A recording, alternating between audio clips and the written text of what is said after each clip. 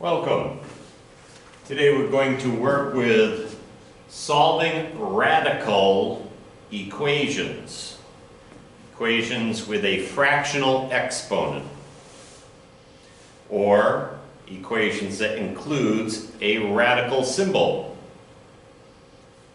So first of all, we have to decide whether or not a particular solution is an answer to the problem. A particular value, I should say, for x is an answer to the problem. So I'm going to go ahead and plug that in and make sure that it works in that particular problem. So for example, I'm going to take 14 and put it in for x. So 14 minus 5, I'd have to do that first. That's going to be 9. Oops. And then 9 to the 1/2 power is the same as the square root of 9. So that would be 3. And does 3 minus 6 equal -3? The answer is yes, it does. So yes, 14 is a solution to this problem. You give this one a try, and when you're done, unpause and you'll see the solution. All right, so let's check this out. If I put 5 in here,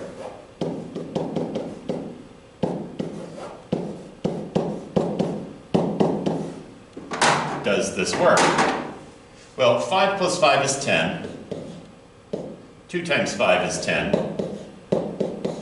Does square root of 10 minus square root of 10 equal 0? And the answer is yes, it does. So that would be a solution. Let's take a look at these two and see how we solve this kind of problem. The first thing you want to do when you have a radical inside an equation is, if possible, you want to isolate that radical on one side of the equal sign. So for example, see how this ends here and then you say minus 5? I'm going to get rid of that by adding 5 to both sides. Now, like here, this plus 5 is on the inside, so we're not going to work with that right away. All right, so square root of 2x equals 8. So the next step in my process is to get rid of the square root. The opposite of square rooting is squaring, so I'm going to square both sides. So this gives me 2x, because the square root and square cancel, and what's inside is what's outside of it now. And 8 squared is 64. So then I'm going to divide by 2. X is 32. There's my answer for this. Now you should always plug this back in to check to make sure that it works, especially if you have more than one answer. 32 times 2 is 64, square rooted is 8. 8 minus 5 is 3, it does work. Let's try it on this side. I have to get rid of the 9 first. It's almost as if this is one big x and you're trying to solve for x. So 2 cube root of 4x plus 5 equals 10. I'm going to divide by 2. The cube root of 4x plus 5 equals 5. Now, the opposite of cube rooting is raising to the 3rd power. So here, I get the cube root and the cube cancel, and I get 4x plus 5. 5 cubed is 125. Now I just have to continue to solve by subtracting 5. 4x equals 120. And then when I divide by 4, x is 30. Now again, double check. 30 times 4 is 120, plus 5 is 125. The cube root of 125 is 5. Times 2 is 10, minus 9 is 1. It does work. All right, here we go. What happens when they're on both sides? Isolate one of them and then eliminate the radical. Well, on this side, I'm going to get rid of the radical by squaring both sides. That gets me 3x minus 1 equals 2x plus 4. And then I simply solve from there. Subtract 2x from both sides.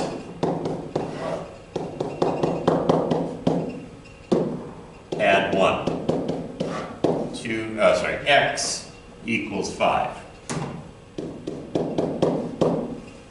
Double check. 5 times 3 is 15, minus 1 is 14. Square root of 14. 2 times 5 is 10, plus 4 is 14. Square root of 14 are equal. Be careful, because this can lead you to thinking that anytime the two sides are equal, it's gonna work no problem. There are situations where that's not gonna be the case. I'll show you one shortly. All right, so square both sides. X minus 7 equals 2x plus 3.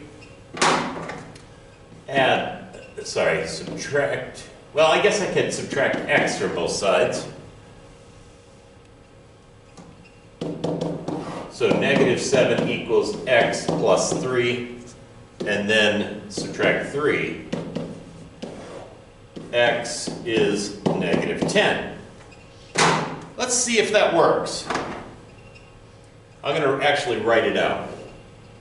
Negative 10 minus 7 minus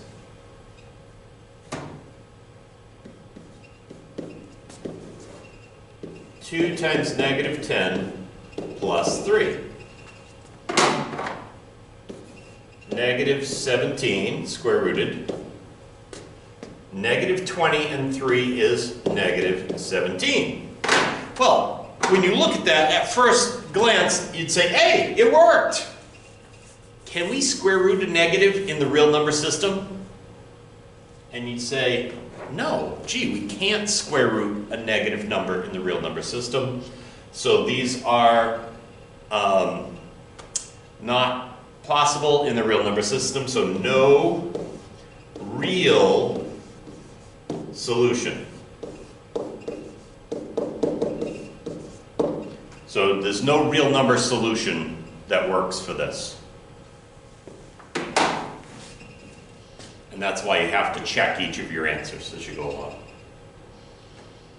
All right, so this has two things on the same side. There's a problem with that. I can't have both of them on the same side, because if I go to raise to the fourth power, I'm raising a subtraction to the fourth power, and that means distribution, and we're going to end up with a radical still. So isolate one of them. It's probably easiest to move this one over by adding fourth root of 6x plus 3 to both sides.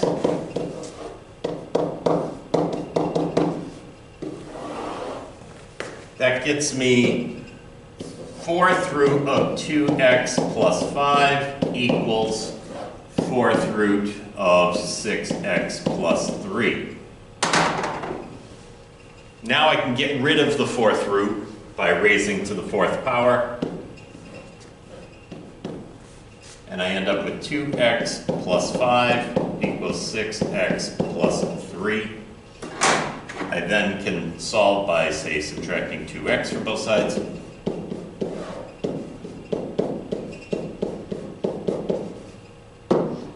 Subtract 3 from both sides. 2 equals 4x. And divide both sides by 4. X is 1/2. Double check. Half of 2 is 1 plus 5 is 6. Half of 6 is 3 plus 3 is 6.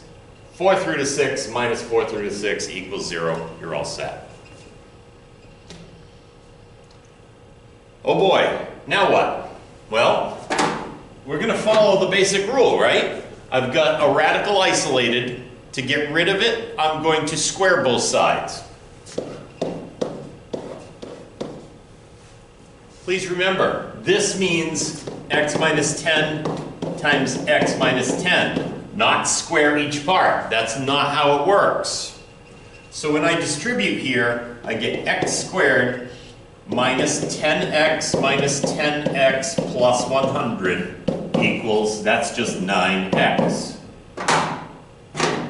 To solve a problem like this, with a squared term in it that's not going to go away, I get everything on one side equals 0, so I can try to factor to solve. So I subtract 9x and combine like terms. Negative 20 and negative 9 make negative 29x plus 100 equals 0. This is basic factoring.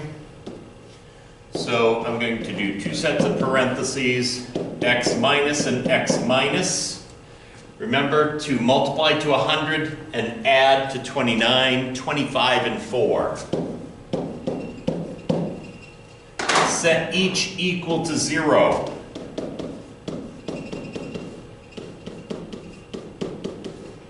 And solve. X is 25, or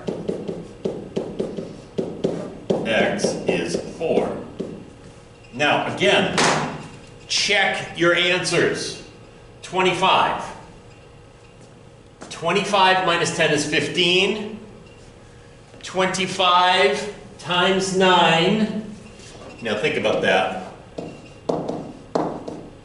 I can square root 9 and I can square root 25. That gets me 3 and 5 multiplies to 15. The two sides would be equal. So 25 works. Let's check out 4. X minus 10, 4 minus 10 is negative 6. Can the result of a square root be negative?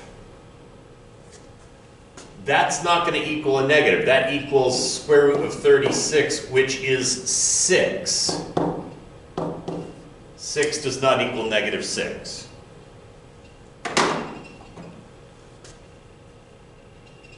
Now some would say, well, can't the square root have a negative result? Can't negative 6 times negative 6 equal positive 36? Well, that's true, but when we are working with the square root of 36, this number is positive, so these two aren't equal. So we're just going to say no, it's not a solution. So this is extraneous.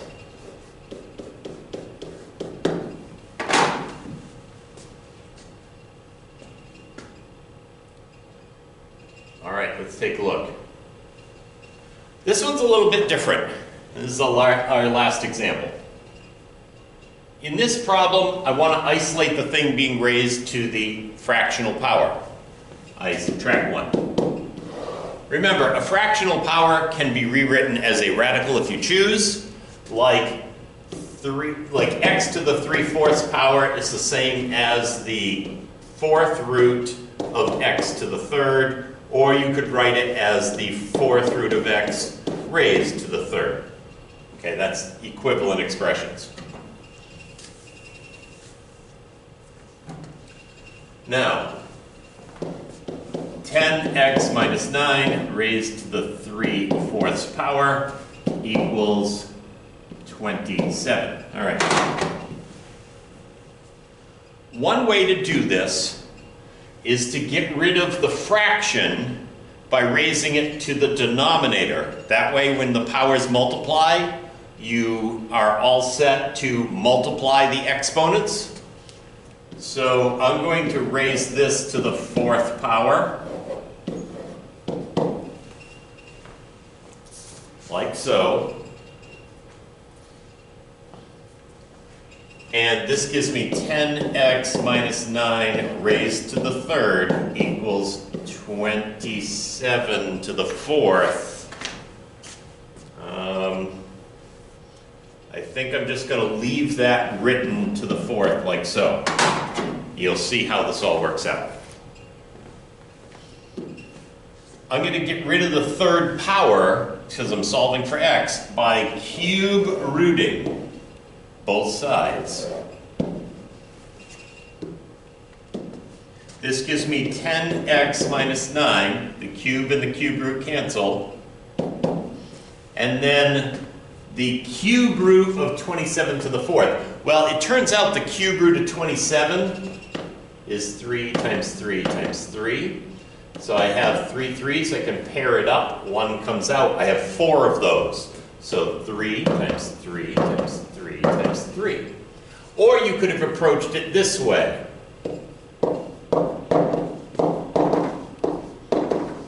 Like that. I've got 1, 2, 3 27s. I pull one out. That's this. And then this is 9 times 3, which is 3 times 3 times 3. I have a group of 3s. I pull one out. And there I go. Now, 10x minus 9 equals 3 times 3 is 9 times 9 is 81. And then add 9. 10x equals 90. Divide by 10. X is 9. Double check up top. 9 times 10 is 90, minus 9 is 81.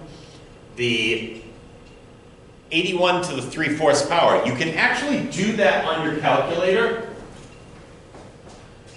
If you have a fractional button on your calculator and a to the power button, you can say 81 to the 3/4 power, and it comes out to 27. Plus 1 is 28. And there you have it. Now, we could have done it differently. We could have said this equals 27 and raise it to the reciprocal power when you have a fraction. That does it all in one shot. So if I raise 10x minus 9 to the 3/4 power to the reciprocal 4/3 power on both sides, the 3/4 times 4/3 is 1. So 10x minus 9 equals, and now I have 27 to the 4/3 power, or the cube root of 27 to the 4th. Well, cube root of 27 is 3, to the 4th is 81. Now I can solve from here. Add 9. Divide by 10. X is 9. And there you go. So there's a couple of different ways you could have approached that. You could also have approached this by getting rid of the 3 first, by raise it here, by raising to the 1/3 power, or cube rooting both sides to get rid of that, and then gotten rid of the 1/4. So here's your homework, and it'll be in Google Classroom. Have a great day.